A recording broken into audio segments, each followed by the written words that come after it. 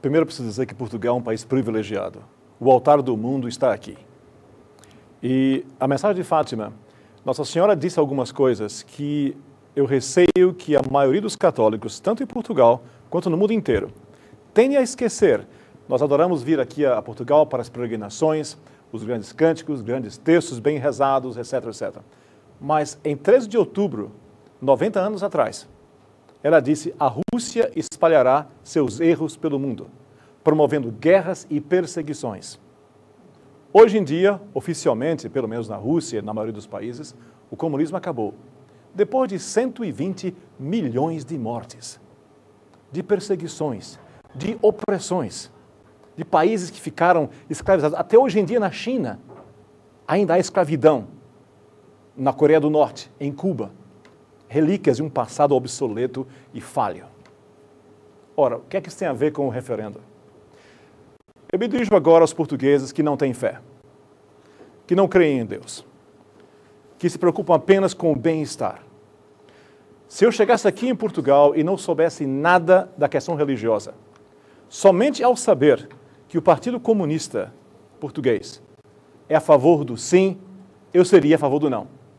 Somente por isso. Ao ver um folheto assim, com a foice e o martelo, símbolo da ditadura, da opressão que a humanidade jamais sofreu pior. Se esse pessoal, se o comunismo, um regime falho que só trouxe opressão e miséria, é a favor do sim ao aborto, meus amigos portugueses, o bom senso comum nos diz, temos que ser contra isso.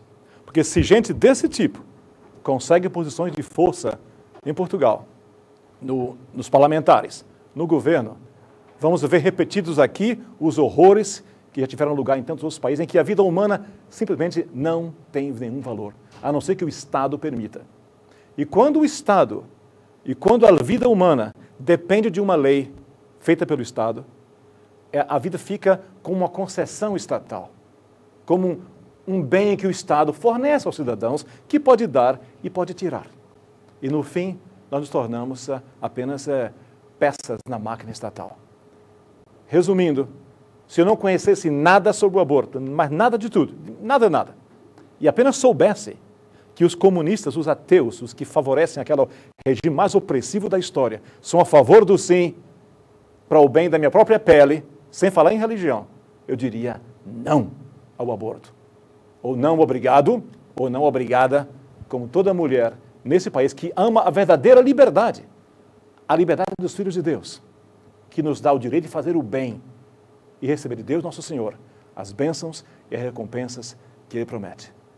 Por isso, eu vos peço encarecidamente, não apenas em nome de Deus, mas em nome de seus próprios filhos, de seus próprios netos, do futuro desse país maravilhoso, que é Portugal, vamos dizer não ao assassinato dos inocentes. Lembremos de uma coisa. A vida humana é como eletricidade numa casa cheia de eletrodomésticos. Tem frigorífico, tem ventilador, tem televisão, tem tudo. São várias coisas que a gente tem. Mas se não houver eletricidade, nada funciona.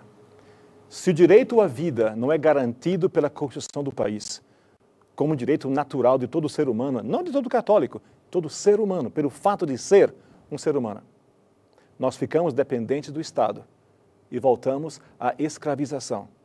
E a mulher é quem mais sofre com isso. A mulher é quem sofre a depressão que vem depois do aborto, que sofre o remorso. E aqui eu apelo também aos homens, que têm a sua responsabilidade.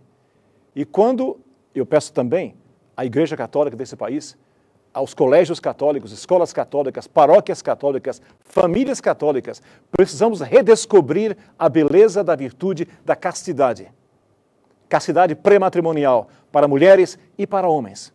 É o melhor modo, como dizia o Papa João Paulo II, de evitar o SIDA, de evitar todo tipo de miséria na vida, é ser casto e utilizar os dons que Deus nos deu dos nossos corpos no matrimônio, segundo a lei dele.